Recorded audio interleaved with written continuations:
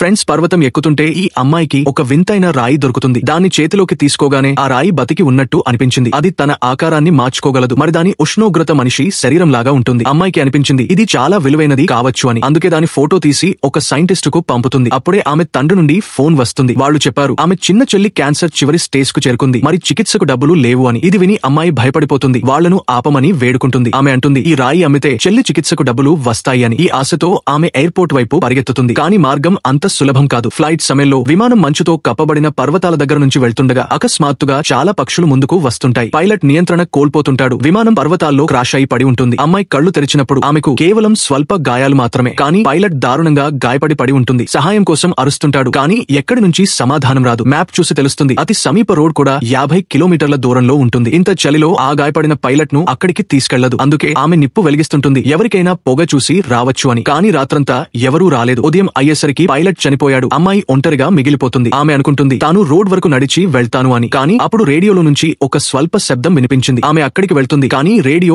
Battery అయిపోయింది. విమానంలో మిగిలిన బ్యాకప్ పవర్ తో దాన్ని ఆన్ చేసి సహాయ సందేశం పంపుతుంది. కొంతసేపటికి సమాధానం వస్తుంది. కానీ అది రెస్క్యూ టీంది కాదు. మరోవైపు ఒక పైలట్ ఉంటాడు. అతని విమానం 20 కిలోమీటర్ల దూరంలో ఒక ఘనీభవించిన సరస్సు దగ్గర క్రాష్ అవుతుంది. అతని కాలు సీట్ కింద ఇరుక్కుపోయి ఉంటుంది. అతను కదలడు. పైలట్ సహాయం అడుగుతుంటాడు. అమ్మాయి అనుకుంటుంది తాను అక్కడికి వెళ్లి అతని రేడియో సరిచేస్తే ఇద్దరికీ బతికే అవకాశం ఉండవచ్చు అని.